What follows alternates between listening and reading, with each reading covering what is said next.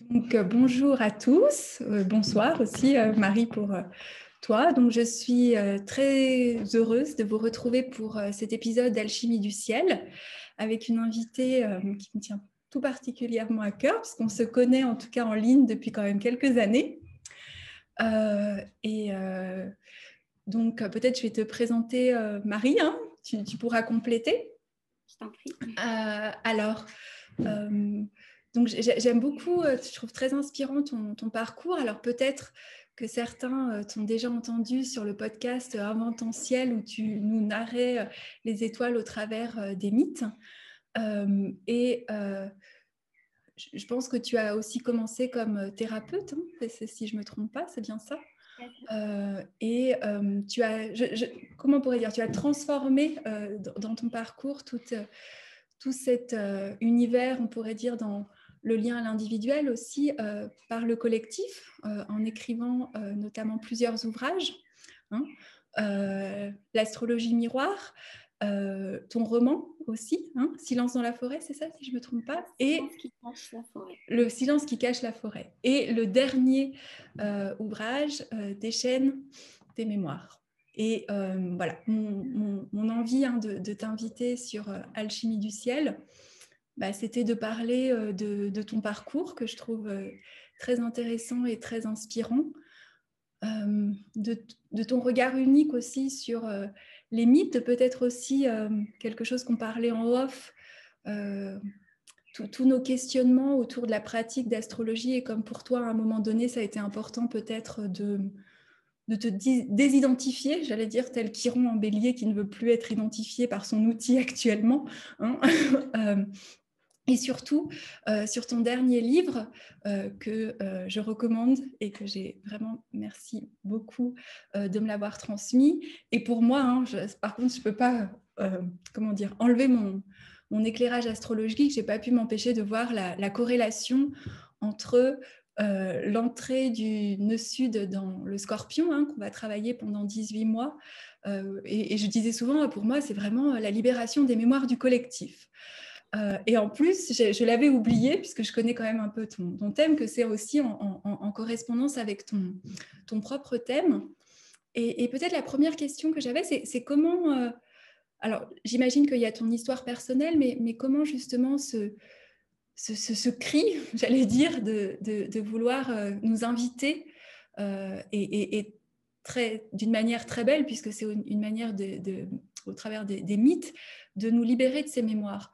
Comment tu trouves que c'est un sujet clé actuellement? Et en plus, oui, puisque le nœud sud est en scorpion, j'allais dire, hein, et si on veut créer des nouvelles graines dans le taureau, on doit libérer ces mémoires mal informées des os scorpions. Oui, tout à fait. Alors, pour être honnête, c'est mon sujet de travail depuis 8 ans. Donc, pour moi, ce n'était pas le sujet clé de 2022 à la Bah base. oui. C'était juste un sujet de recherche qui s'est imposé à moi parce que à la fois j'accompagnais des femmes victimes de violences dans mon métier de thérapeute, et donc c'est là que je me suis vraiment formée à l'accompagnement des personnes qui ont une mémoire traumatique, et que j'en ai étudié les leviers. Et à la fois, la question des mémoires, elle a toujours été très, très présente chez moi. Je m'identifiais beaucoup à une espèce de mère tisseuse longtemps.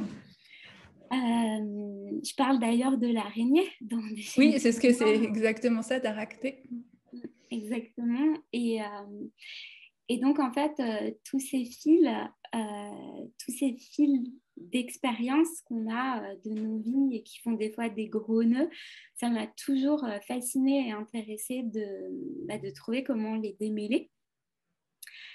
Et d'ailleurs, mon cabinet de soins, quand j'étais kinésiologue, s'appelait Mémorandum. Donc, c'est une longue histoire. Ah oui. Entre les mémoires et moi, ça m'a toujours fascinée. Et, voilà, c'est quelque chose que j'ai dû dénouer pour moi, en tant qu'individu aussi. Mais je l'ai fait vraiment en compagnie de toutes les autres femmes que j'ai accompagnées. Donc, j'en ai eu toujours, en fait, dès l'instant presque où j'ai fait ce travail-là d'investigation de mes propres mémoires, j'ai accompagné d'autres personnes à le faire et j'en ai toujours eu une vision plus grande que ma petite histoire, en fait. Oui, c'est ce que je trouve beau et l'utilisation, pardon, désolée pour mon français qui des fois va dans d'autres langues, l'utilisation des mythes donne cette portée au collectif. Moi, ça me faisait penser aussi aux trois moires quand tu parlais de tisser. Tu sais, on disait qu'on pouvait, celle qui file la destinée, celle qui la coupe, et quand même, il disait qu'on pouvait négocier. Hein, et quelque part, est-ce qu'en se libérant pas des mémoires, on réoriente pas un petit peu le fil quelque part, hein? Mais j'espère être une super négociatrice avec les mois. Avec les moires. Ouais, j'espère pouvoir faire ça. C'est vrai que j'ai un petit peu l'impression de négocier. C'est marrant que tu utilises ce vocabulaire parce que c'est souvent quelque chose que je conseille de faire avec les personnes qui n'osent pas lâcher quelque chose de compliqué pour elles. Et je leur fais imaginer une petite prise d'otage. Et du coup, je leur dis, bon, tu es prêt à lâcher quoi pour rendre ce que tu as pris en otage, en fait. C'est-à-dire ta liberté, je sais pas, ta confiance en toi. Voilà. Et il y a toujours cette petite négociation. J'ai beaucoup négocié avec les schémas bloquants des personnes que j'ai accompagnées, en fait. Donc, c'est vraiment marrant que tu utilises ce mot-là.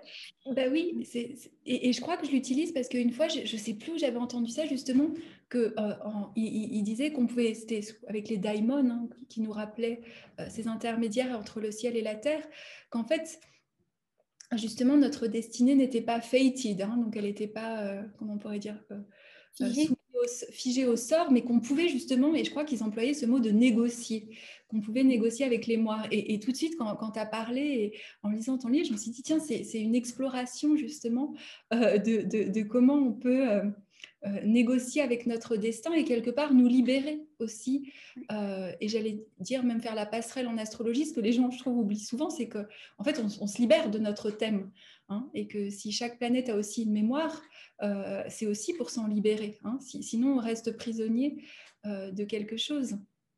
Et j'imagine aussi que vouloir se libérer d'être astrologue, c'est aussi une manière de se dire non, mais je ne suis pas prisonnier de mon thème, quelque part, ou j'ai pas envie de vous rendre prisonnier de votre thème, puisque quelque chose qu'on remarque beaucoup, je trouve, c'est beaucoup l'utilisation aussi de ce langage à des vues descriptives. Hein, je suis comme ça parce que telle qualité, et je sais qu'il y a quelque chose qui nous a toujours rejoint dans notre manière de lire le langage symbolique, c'est l'importance des mythes. Hein. Il y a quelque chose, pour ceux qui n'ont pas encore lu ton livre, que j'adore, c'est la liberté avec laquelle tu réécris certains mythes. Et je dois t'avouer que j'ai eu une préférence pour celui de Perséphone, parce que moi aussi, je me disais, quand même, c'est toujours, comment on pourrait dire, même si des fois il y a une vision aussi pré-hellénistique, hein, parce qu'il y a quelque chose, moi, qui m'avait toujours marqué par rapport au mythe, c'est qu'en fait, ce qu'on oublie souvent, c'est que Ovide et compagnie, c'était des poètes. Donc, ils avaient aussi pris une licence poétique au moment d'écrire, et que parfois, les mythes répondent aussi à un contexte sociopolitique de l'époque. Hein, comme tu le dis pour Perséphone, par rapport au consentement, comme le mariage d'Héra et de Zeus correspond au patriarcat et au matriarcat, hein, l'absorption d'une culture par une autre culture. Donc d'où est venu pour en inspirer, parce que moi je me dis dans le collectif on doit aussi s'inspirer à réécrire certaines histoires. Est-ce que justement c'était pas un pied de nez en disant si je réécris les mythes, je libère pour le coup les mémoires du collectif aussi? Moi je pense vraiment que les histoires évoluent avec l'être humain qui les porte. Et qu'on peut avoir un autre regard, une autre perspective sur les choses. Donc, pour revenir à l'histoire de Perséphone, c'est vrai qu'on oublie souvent qu'en fait, ce n'est pas Perséphone qui raconte son histoire. Le texte le plus connu, c'est celui d'Homère, qui est l'hymne à Déméter. C'est un hymne à Déméter, qui est la mère de Perséphone, dans lequel on trouve l'histoire de Perséphone. Donc on a souvent, ça décrit la détresse d'une mère qui a perdu sa fille, bien plus que ce qui se passe à l'intérieur de cette fille qui a été enlevée. Donc elle a été enlevée à sa mère. Mais d'ailleurs, ce mot est toujours ambigu. J'ai toujours trouvé dans le mythe, parce qu'on dit rapt, ravish, est-ce qu'elle a été ravie et pour les psychanalystes, voilà, et je crois que pour les psychanalystes, mais j'ai pas trouvé, j'ai cherché le ravissement, hein, parce que quand tu regardes l'étymologie, c'est très différent de se faire enlever et violer. Hein. En tout cas, moi, enfin, du coup, par rapport à l'histoire de Perséphone que j'ai utilisée du coup pour illustrer les mémoires traumatiques, oui. J'ai écrit 2 histoires, comme tu as pu le constater. Une première où je décris le mythe qu'on connaît tous, voilà, Perséphone ravie par Hadès contre son gré, et qui est l'histoire de nombreuses femmes aujourd'hui et avant nous. Et du coup, on peut prendre ce mythe-là comme une dénonciation aussi de cette culture du viol, hein, finalement. Et en fait, quand on a vécu ce genre de traumatisme, à un moment donné, on a le droit de redevenir souveraine. Et donc, je me suis dit, pourquoi est-ce qu'on n'utiliserait pas aussi l'histoire de Perséphone pour redevenir souveraine? Parce qu'on ne va pas être quelqu'un d'autre. Après un traumatisme, on est toujours qui on est a toujours la même identité, on a toujours la même carte d'identité. Tu vois ce que je veux dire? Voilà. Et donc, je me suis dit, si je vais faire la même chose, je vais montrer qu'avec un mythe qui parle de ça, on peut aussi poursuivre son histoire autrement. Et donc, j'ai revisité l'histoire de Perséphone, là, en lui faisant dire « je » déjà.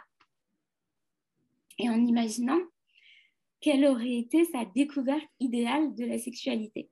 Oui. Donc, j'ai réécrit cette histoire en donnant du sens à tous les petits éléments qu'on peut retrouver dans l'histoire de Perséphone, mais en la rendant maîtresse de son histoire, ce qui n'était pas le cas dans le mythe original. Alors, on est beaucoup à se dire, mais elle a croqué dans la grenade. Et on sait que quand ce que tu dis. Dans la grenade, si on goûte la nourriture des enfers, tout le monde le sait, hein, à l'époque, on ne peut plus en repartir, en fait. On fait partie de ce lieu. Elle l'a fait. Donc, on peut... voilà, c'est légitime de se demander, puisque finalement, c'est la seule trace qu'on a de l'intention de Perséphone. Et on peut se dire, eh bien, peut-être qu'il existe une vie alternative où Perséphone a posé son consentement à travers cette grenade, en fait. Oui, c'est vrai que c'est... je crois qu'il y a une version aussi du mythe pré-hellénistique. Je ne sais pas si tu la connais. Il y a une version du mythe pré-hellénistique où en fait... donc Corée, hein, qui était à l'époque Perséphone, demande à Déméter et lui dit, mais en fait, qui s'occupe du monde du dessous? Parce que je te vois tellement occupée sur le monde du dessus. Et en fait, qu'elle aurait choisi de dire à sa mère, bah, écoute, comme tu es occupée, moi, je descends. Et en fait, il y a quelque chose d'intéressant si on regarde toujours les versions pré-hellénistiques des mythes. Tu sais, il y a vraiment quelque chose, et notre culture est très marquée en fait par la Grèce et l'hellénistique. Et finalement, souvent, on le voit aussi dans le mythe de Héra et de Zeus. Il y a une version pré-hellénistique qui dit que Héra était reine des bêtes sauvages, qu'elle s'engendrait librement avec le dieu Eau, avant que... Alors, il y a plusieurs versions, soit Zeus se transforme en coucou pendant un orage et pouf, il tombe dans ses jupes et oups, voilà, ou il se serait marié pendant 300 ans.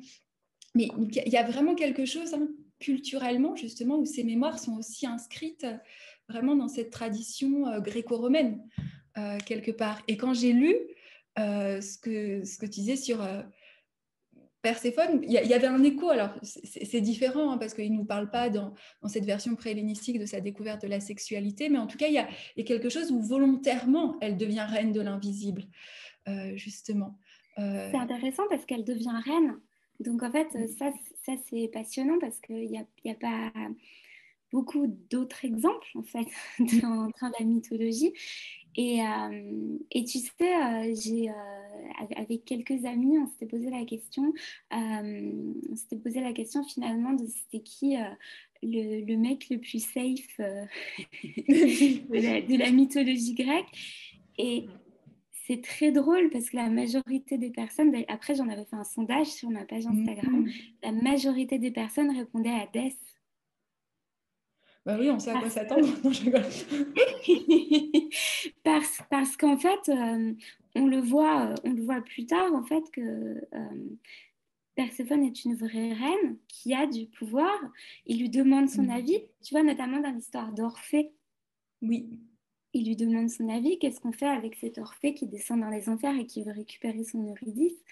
On a des traces de ça et on dirait une vraie co-souveraine, et c'est un couple qui a l'air beaucoup plus sain que beaucoup d'autres en Grèce antique. Malgré enfin, voilà, il y a ce début, du coup, qui est un rap, et du coup qui est problématique.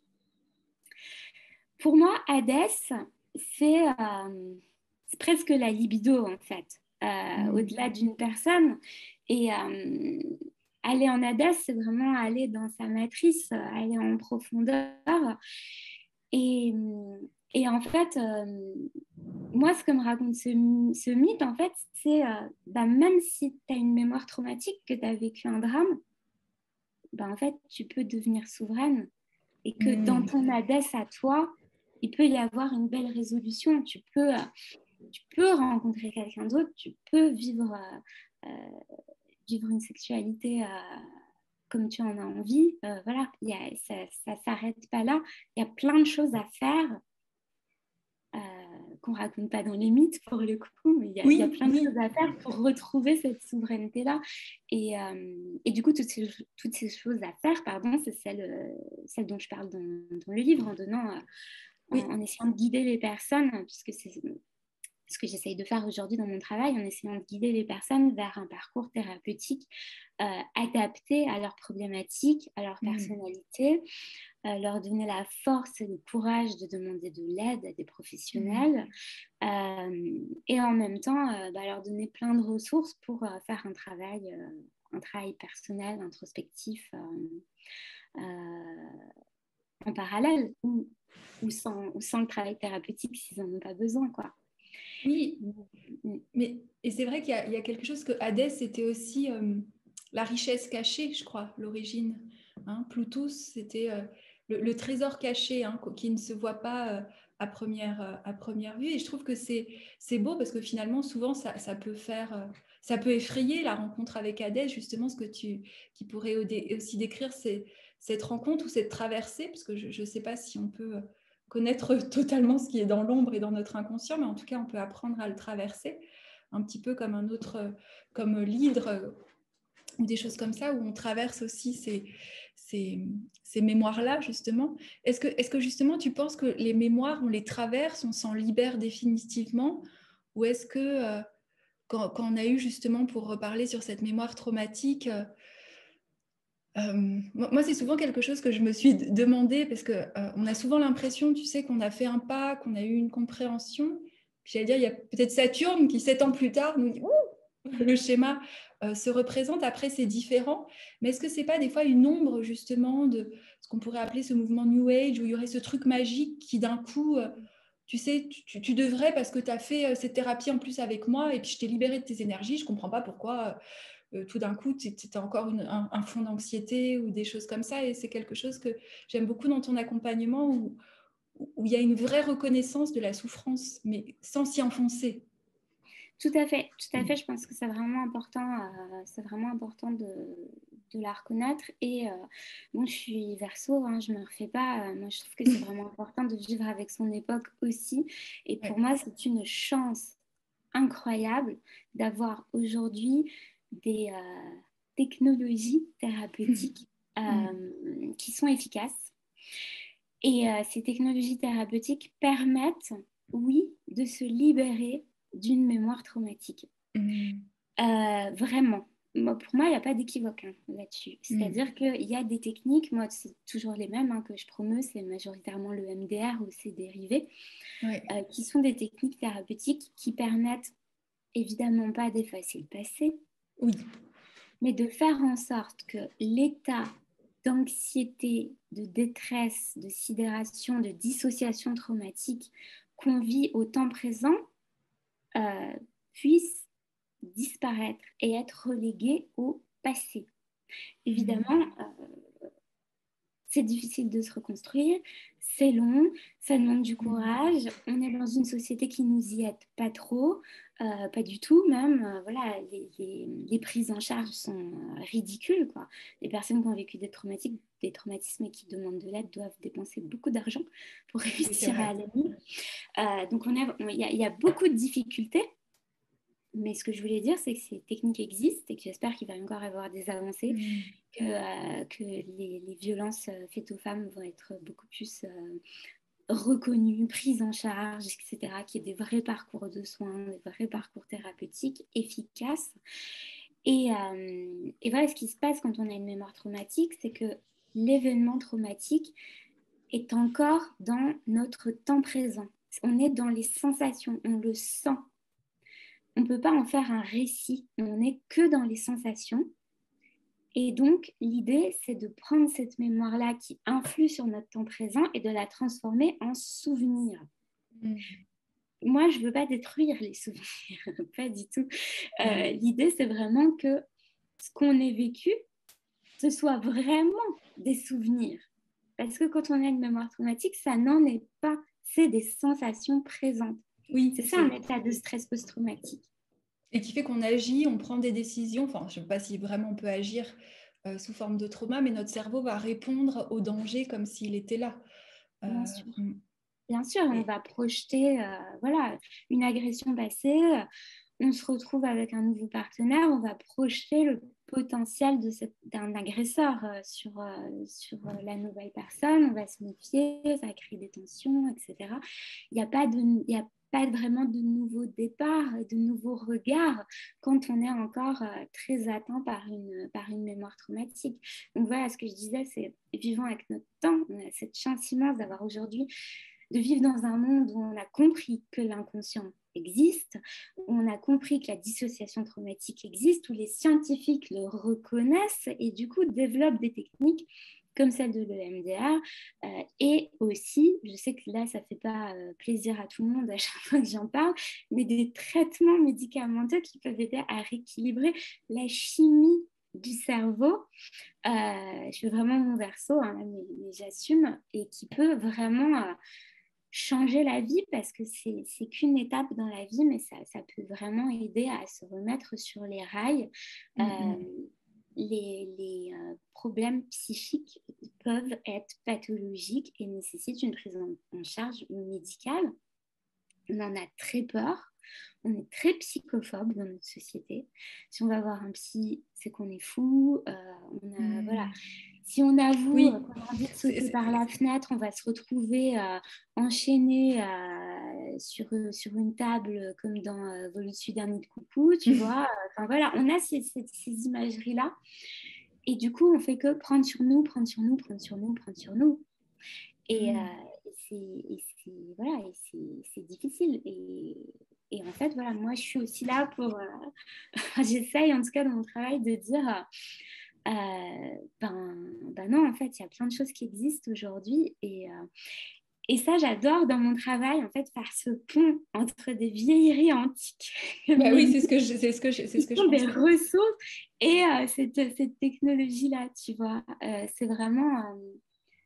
c'est fort. Et quand tu parlais justement de... Ça m'a vraiment interpellée tout à l'heure quand tu parlais des mythes qui ont leur version précédente aussi, qui est différente. Parce que je crois que c'est aussi quelque chose qu'on fait quand on fait de l'EMDR ou ce genre de pratique.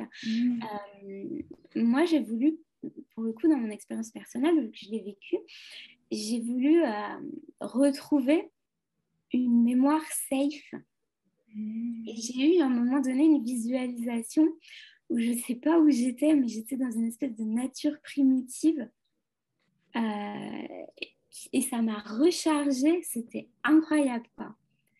Et du coup, j'ai eu l'impression moi-même de remonter à ce qu'il y avait avant mes vilaines mémoires pour, et je pense qu'on peut le faire aussi avec les mythes et les histoires. Oui. Et c'est ce que tu dis aussi quand tu parles quand tu parles, je crois que c'est le dernier chapitre sur les mémoires originelles. Moi, ça m'a fait beaucoup penser à actuellement Jupiter, Neptune, Vénus en Poisson, à cette nostalgie d'un ailleurs, justement, à cette quête d'un paradis, et comment justement on arrive à aller dans cette mémoire safe sans pour autant, tu sais, partir dans un délire de c'était mieux avant, un peu passéiste. Et je me dis, c'est aussi notre défi souvent quand on utilise les mythes. Et c'est pour ça que j'ai vraiment beaucoup aimé ta liberté pour les réécrire. Parce que souvent, je dis aux gens, non, mais on utilise les mythes pour expliquer, mais on n'est pas nostalgique de ce que nous raconte le mythe. Hein. Et ça, je pense que c'est important de le signaler aussi. J'ai quand même eu besoin d'une forme de validation pour oser le faire. Ah oui. Et j'ai ma meilleure amie qui est historienne Oui, je crois que je le sais. et qui est spécialisée justement dans l'Antiquité. Et du coup, je lui avais parlé de ce projet et elle m'a dit, mais fonce parce que ça sert à ça limite en fait. Bah Et oui. vu que j'avais cette espèce de validation, j'avais ma caution, j'avais ma caution historique un peu avec moi.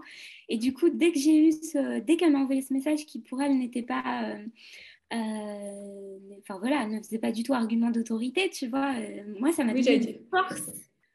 Et je me suis pu poser la question de toute l'écriture du livre après. C'était, bah oui, j'ai envie de réinterpréter. Si j'ai envie de dire que Icare, par exemple, il ne s'est pas vraiment brûlé les ailes, ben, je Bah le oui, c'est ça dis. aussi, j'aime bien. Voilà, c'est ce qu'on veut y lire, en fait. Et je pense avoir une vision très optimiste de tout ça et très empouvoirante, même si j'aime pas trop ce mot, comme on le J'aime dit en bien. Alors, comment c'était que j'avais entendu au Québec? Empuissancement, pas empouvoirment. Lancement, voilà. Enfin, je pense qu'en fait, on peut vraiment. De toute manière, c'est prendre sa souveraineté à soi que de poser son regard créatif sur quelque chose. Et j'invite vraiment tout le monde à le faire, quoi. Et il y a notre créativité, notre libre arbitre, il y a tout ça qui s'y mêle, quoi. Et, et de voilà, poser son regard à soi sur le monde, même si on sait qu'il est influencé par un tas de choses qui ne nous appartiennent pas. Je crois que c'est hyper salvateur, en fait. Oui, et puis il y a aussi cette idée, souvent on dit oui, mais ce qui nous manque à notre société, c'est des mythes, tu vois, qu'on a perdu. Et je me dis, oui, bah, il faut bien qu'à un moment on les écrive. Alors, des fois, je me demande, tu sais, dans mes délires, toute seule, en regardant mes arbres, je me dis, en bon taureau, tu sais, en regardant les arbres devant chez moi, je me dis, mais est-ce que c'est chacun qu'on est en train, sans le vouloir, de réécrire ce mythe et qu'on va le voir justement dans les livres qui sont publiés, dans les pièces de théâtre, dans la musique, et qu'on va le voir se dessiner, mais on est trop dedans, donc on ne le voit pas? Ou est-ce que vraiment il faut s'asseoir et prendre certains mythes qui nous, pas qui nous plaisent pas, mais il y en a toujours qui nous...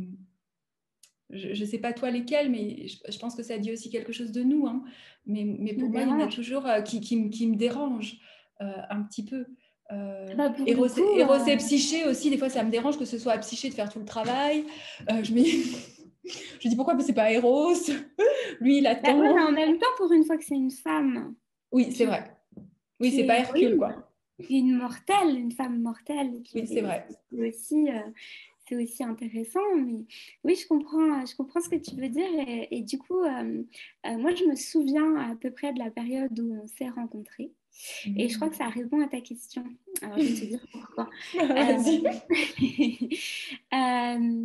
J'ai le souvenir, je me souviens parce que ça m'a vraiment marqué, qu'on avait échangé autour d'une lunaison qui faisait intervenir l'astéroïde Junon. Et c'était pile pendant le mouvement MeToo. Et on avait parlé toutes les deux, on avait un peu eu cette même discussion qu'on a aujourd'hui, tu vois, comme quoi on vieillit et on radote. Voilà. Et on avait eu cette discussion justement qu'il était temps d'arrêter de voir Hera comme une vieille aigrie, jalouse, possessive et tout ça. Et, qu'on pouvait poser un autre regard et que justement, tout ce qui était contenu chez les femmes avec toute cette violence qu'elles ont subie et cette peur de la subir aussi, était vraiment comme si c'était projeté sur ce caractère colérique d'Hera, tout ce que nous, on n'exprimait pas finalement, et que là, on espérait justement un espèce d'apaisement, une sérénité qui arriverait jusqu'à cet archétype en pouvant nous libérer nos voix, quoi. Je me souviens, c'était une de nos premières conversations. Mais c'est fou parce que Junon, pour moi, c'est vraiment celle avec qui j'ai toujours eu la clarté. Je me dis, mais il faut la réécrire, c'est pas possible. Et je suis tombée sur, en préparant aussi quelque chose qui va sortir dessus. J'aime beaucoup, je sais pas si tu vois, alors je me rappelle plus son nom parce qu'il est compliqué, mais il y a quelqu'un qui écrit beaucoup, c'est les podcasts du Collège de France. C'est une femme qui écrit sur les daimons, sur vraiment toute la mythologie. Et il y a un livre qui est sorti justement sur Héra et Zeus. Et en fait, elle dit que certaines gravures d'Héra, ce n'est pas possible qu'elle n'ait été qu'épouse. C'est-à-dire, vu la position, je crois que c'est une porte qu'ils ont retrouvée, vu les attributs, justement, on reparle de cette notion de souveraineté. Et je me suis dit, est-ce qu'il n'y a pas eu un moment donné, quand même, dans notre histoire, où aussi on n'a pas sélectionné, justement, des mémoires de ces mythes qui nous arrangeaient et qu'on a complètement oublié autre chose aussi de Héra, en fait, que c'était cette femme puissante. D'ailleurs, beaucoup, il y avait en plus, Junon, je crois qu'elle a plein de noms, quoi, différents. Je crois que c'est marrant parce que je me suis posé la question. J'ai fait mon petit tour du Péloponnèse l'été dernier. Ah oui. Je suis restée scotchée parce que j'étais à Olympie, donc là où sont nés les Jeux Olympiques. Et sur cette piste olympique, la déesse référente était Déméter. C'était son temple qui regardait ça. C'était pas un autre dieu de l'Olympe. Et je me suis dit, mais c'est incroyable. Ça m'a vraiment perturbée. Je me suis dit, mais qu'est-ce qui nous manque pour comprendre la place de Déméter, là, ici? Pourquoi Déméter, en fait? Et voilà, j'ai cru comprendre qu'il y avait plein de recherches archéologiques en ce moment dans le coin, qu'il y avait eu plein de théories avec est-ce que c'est pas dans ce coin-là que on aurait justement enlevé sa fille. Enfin voilà, il y a plein de choses. Il y a des fouilles en cours et tout ça. Et ça aurait été une déesse qui aurait été bien, bien plus honorée que ce qu'on imagine. Et ce serait vraiment pas surprenant, étant donné que elle a pris la suite de Gaïa et des divinités qui représentent la Terre, en fait. Et c'était quand même les peuples païens avant Oui, alors honoraient énormément la Terre. Et alors qu'on l'a reléguée à ce rôle de mère inquiète qui se laisse priver de faim. Ça me fait penser aussi, je ne sais pas pourquoi, à Circé qui finalement a la sagesse de transformer en cochon ce qui incarne quelque chose d'assez bas et on en a peur. Tu sais, il y a beaucoup, moi celle qui me fascine beaucoup dans la mythologie, c'est toutes ces déesses un peu noires. Ou la gorgone qui pétrifie, la méduse. Et vraiment, je me dis, c'est comme... Moi, ce qui était beaucoup avec moi là, pendant la pandémie, je me dis, on nous a tellement privés de ces déesses qui savaient voir dans le noir ou qui savaient apprivoiser ces ombres-là qu'en fait, collectivement, on ne sait plus quoi. On sait plus quoi faire. Et souvent, et je pense que tous ces mouvements, alors qui ont leur pour, leur contre, un peu comme ce qu'ont certains Jungiens pour appeler une dégradation de l'archétype, tu sais, sur les réseaux, parfois, il y a des choses qui peuvent nous choquer un petit peu, mais je pense qu'il y a un réel besoin de réactiver tout. Ben justement, est-ce que là, on ne pourrait pas parler aussi de ce besoin de réactiver certaines... mémoire en réécrivant. J'aime bien ce que tu disais d'aller trouver un point safe. Est-ce que nous permettre de reconnecter avec toutes ces déesses de l'ombre, c'est pas aller voir en fait toutes les injustices ou tout ce qui a été un petit peu réécrit par le collectif et notamment souvent il y avait vraiment souvent un truc politique derrière de qui prenait le pouvoir, qui le contrôlait. Tout à fait. On a la même chose avec les contes de fées. Mhm. Ils sont Ah bah oui. vraiment très édulcorés. Il manque la moitié des histoires. Ah oui, bah, t'as totalement raison. Moi, ça me fait penser, j'ai le livre, là, je dis ça parce que je suis à la chambre de ma fille, de Cendrillon, et des Grimm. Bah, d'ailleurs, je suis sous mon ordi. Je n'ai pas fait exprès. Je voulais l'élever. J'ai les contes des frères Grimm, tu vois, qui appuient mon ordi. Et Cendrillon, en fait, il n'y a pas de Ada Madrina, comment tu dis, de fée.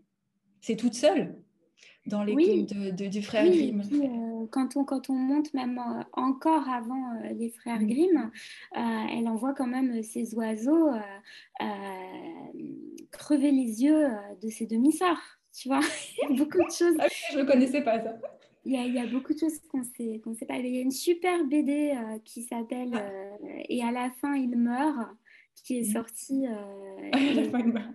et qui revisite tous ces contes avec les Mm. versions précédentes. Et c'est passionnant. Ah. Et oui, c'est aussi aller reconquérir ses mémoires et aller les Mm. apaiser que d'aller fouiller dans ce passé. Notamment dans le livre, je parle aussi des mémoires transgénérationnelles. Euh, aller fouiller, je pense que c'est vraiment c'est une pratique hyper souveraine aussi que d'aller faire son arbre généalogique, par Ah bah exemple. oui. C'est aussi savoir d'où on vient et donc savoir comment se positionner face à l'endroit d'où on vient. Euh, Et puis, et c'est puis, important. et c'est vrai, ce que tu dis vraiment aussi avec tout ce qui est épigénétique. Enfin, moi j'ai vraiment vu, j'ai eu un problème une fois où j'avais des nausées. Personne comprenait d'où venaient mes nausées. Et quand je suis allée voir, c'était la mémoire de mon grand-père. C'est-à-dire que mon corps répétait quelque chose que ma famille avait besoin de savoir. Et ça me mettait, tout le monde était là, mais c'est pas possible, parce que comme j'habite au Guatemala, c'est ce que tu as pris un paradis. J'avais rien.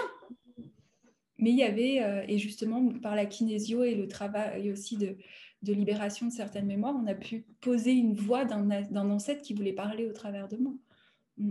Les mémoires, voilà, les non-dits veulent être dits. Donc voilà, Ouais. ils se glissent chez les descendants et, voilà, plus on attend, plus c'est difficile de les décoder, quoi. Ouais. Mais voilà, on peut aussi se libérer de plein de choses quand on n'a pas la source de ces choses-là, que ce soit dans les pratiques thérapeutiques que j'ai déjà mentionnées, on peut aussi rien Mm, qu'en partant sur, par exemple, ta nausée, même mm, si tu n'avais aucune idée de ce qu'elle représentait dans ta famille, tu vois, mm, tu aurais pu, en te focalisant dessus, en faisant les exercices, permettre mm, à cette mémoire transmise de se libérer. Tout ce qu'on raconte là, c'est vraiment prouvé pour le coup scientifiquement, hein, l'épigénétique et mm. tout ça. Et ce que je propose dans le livre aussi, c'est un certain nombre d'exercices pour reprendre la main sur les choses sur lesquelles on n'en a pas. Moi, je l'ai nommé psychomagie. Oui, j'aime beaucoup d'ailleurs, un petit peu en... Mais c'est vrai, on oublie beaucoup. Euh, D'ailleurs, on oublie, alors je sais que c'est lié à l'astrologie, mais on oublie que l'astrologie était liée à la magie. C'est-à-dire que les gens faisaient des talismans, il y avait vraiment des actes pour se libérer justement, et souvent c'était de la magie stellaire. Pourquoi? Parce qu'on se libérait des planètes par certaines connexions à des étoiles fixes, hein. J'ai retrouvé certains textes, et ça se faisait notamment parce qu'il fallait, et c'est ce que je trouve intéressant dans ton ouvrage, c'est qu'il y a vraiment aussi comment on peut l'acter, hein. J'allais dire, on parlait si tu me permets de parler en langage astrologique, cette libération des mémoires du scorpion est reçue dans le taureau par comment concrètement, pour mettre en place des nouvelles formes dans votre vie et une sorte de nouvelle assise, il y a aussi quelque chose de concret. C'est pas que quelque chose qui va se passer dans notre tête, hein. Non, si on reste là, on On continue reste avec. on mouline un peu la bicyclette, tu sais. On mouline la bicyclette, ouais, tout à fait. Acter, c'est hyper important. C'est de l'alchimie aussi, hein. C'est transformer la matière. Je pense que c'est hyper important de faire descendre dans la matière pour Ouais. pouvoir la transformer. Et oui, enfin voilà, à travers plein de petites actions psychomagiques. Pour moi, la magie, c'est vraiment le fait de se sentir avoir un pouvoir sur là où on n'en a pas. C'est vraiment retrouver, je continue à parler de souveraineté, mais c'est vraiment retrouver ça. Et moi, je suis pas sûre que ça influence des choses d'un point de vue extérieur, mais en revanche, en soi, de sentir ce pouvoir.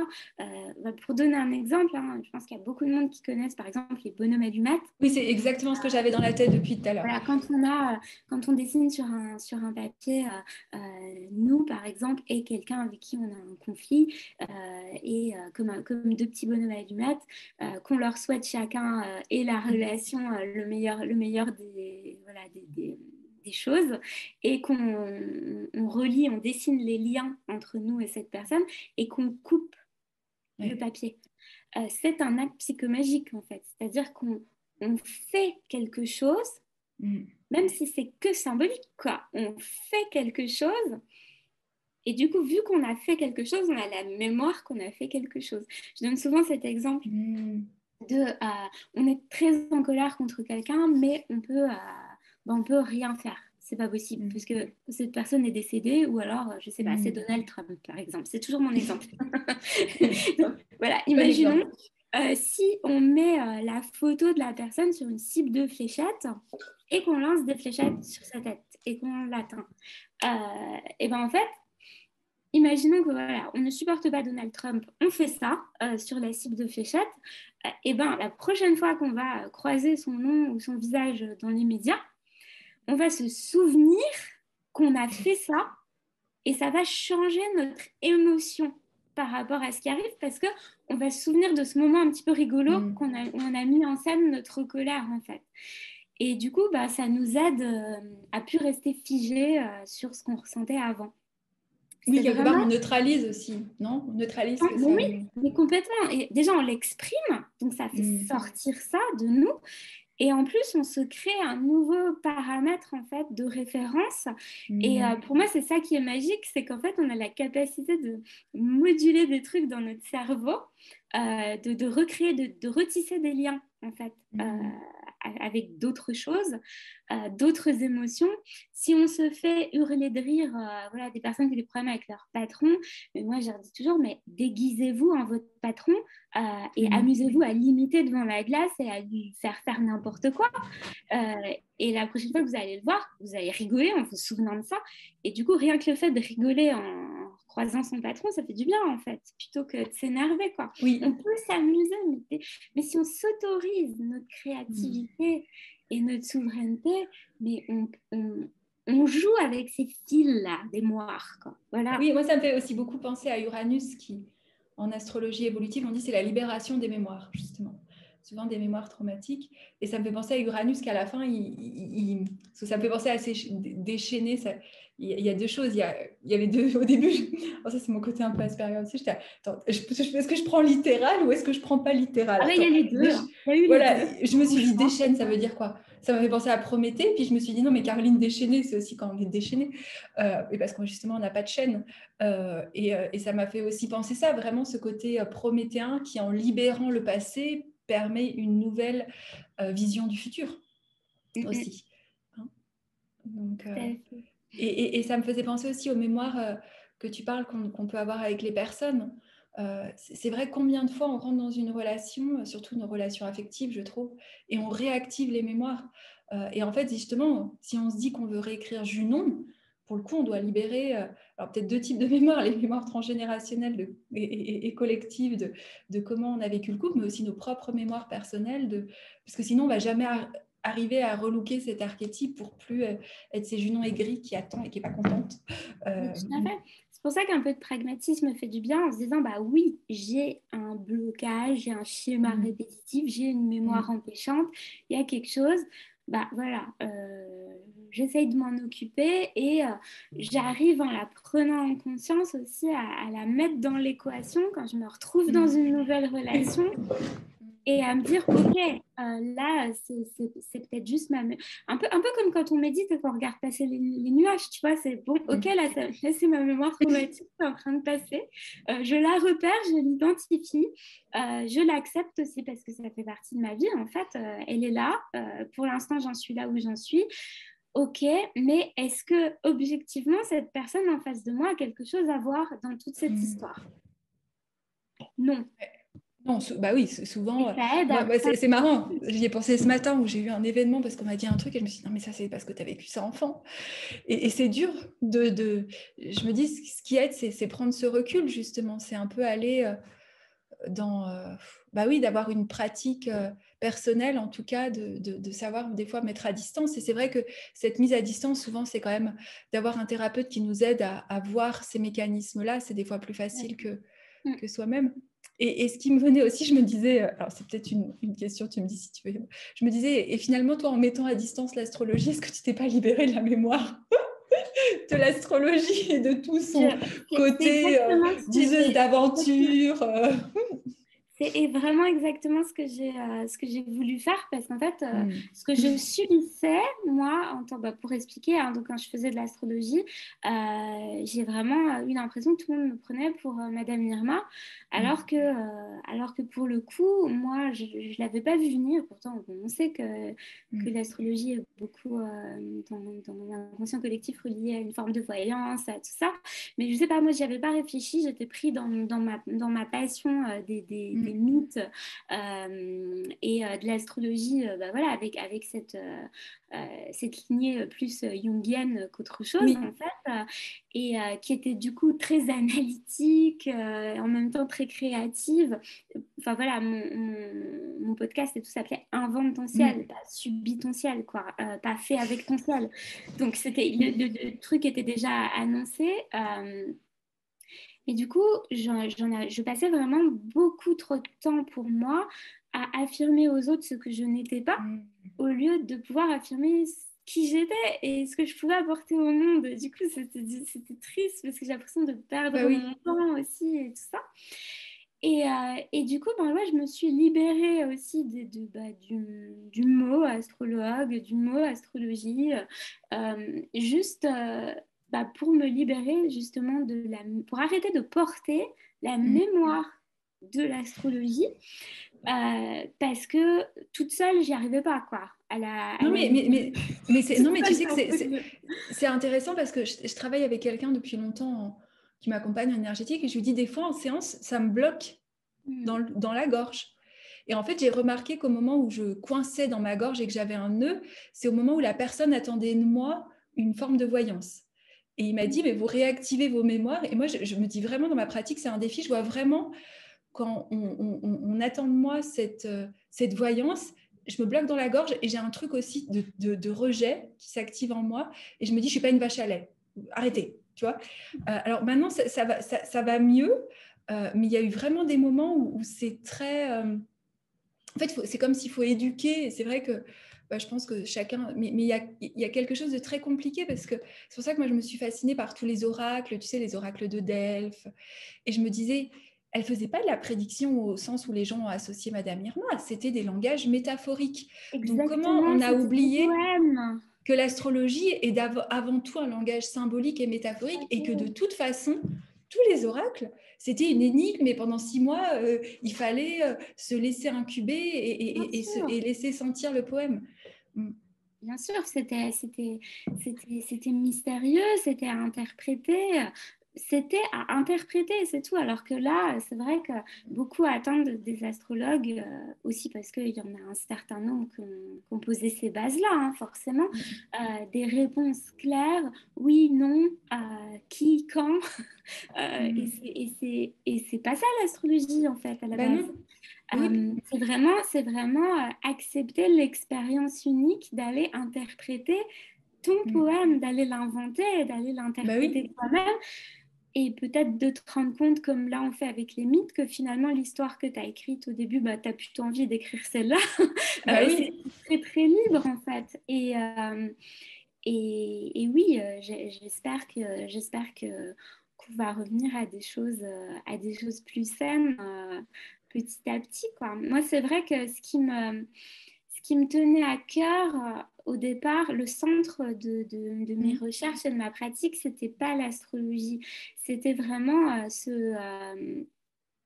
c'était vraiment comment on fait pour lier la santé mentale et les histoires, en fait, et l'artistique, la bibliothérapie, la mythologie, etc., les symboles, comment on fait pour aller plonger là-dedans.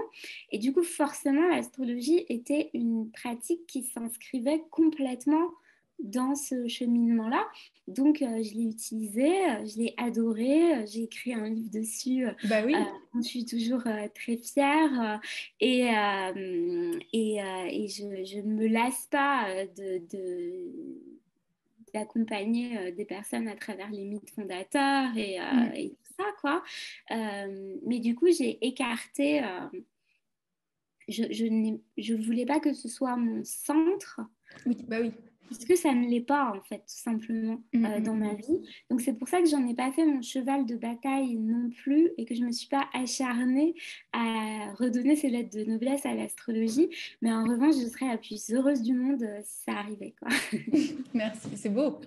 Bah oui, non, mais c'est vrai, hein, puisque l'astrologie, finalement, c'est discours sur les étoiles, c'est ce qu'on disait. Donc, et comme tout, l'astrologie, en effet, comme tu le dis, elle est chargée de mémoire, et beaucoup ont oublié aussi d'aller voir l'histoire de l'astrologie, que ce soit en Sumer, comment ça a été récupéré au Moyen-Âge, c'est là où il y a les premiers horoscopes pour la bonne ou la mauvaise fortune des dirigeants.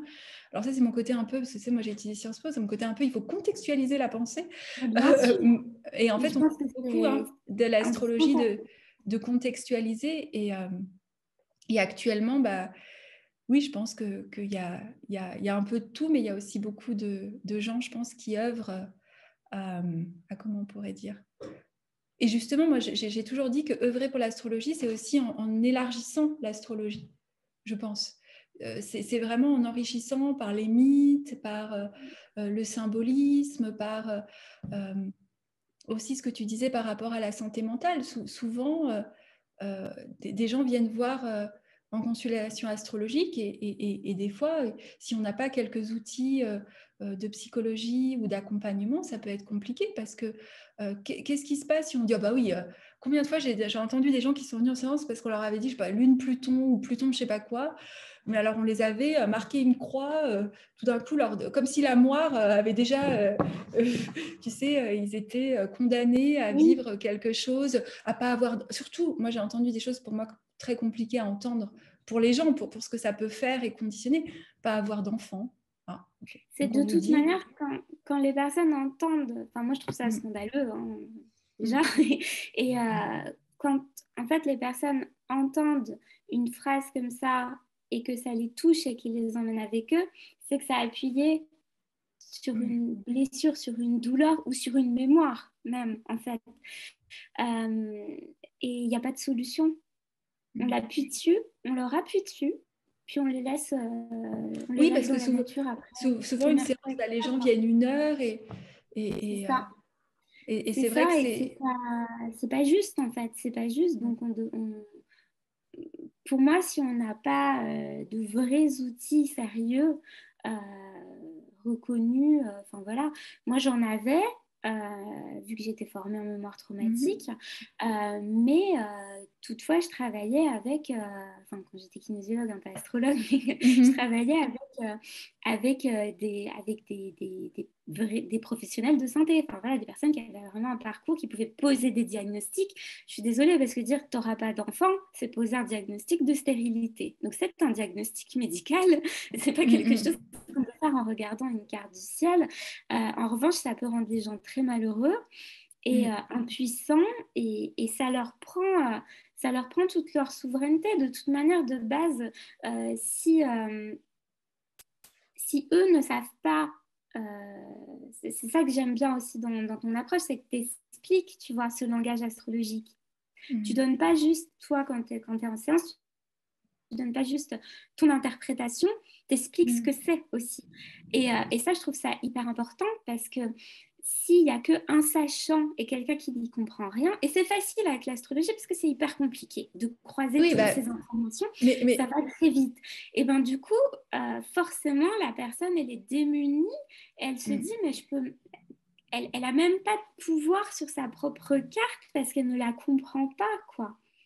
Et c'est pour ça que je trouve ça dangereux.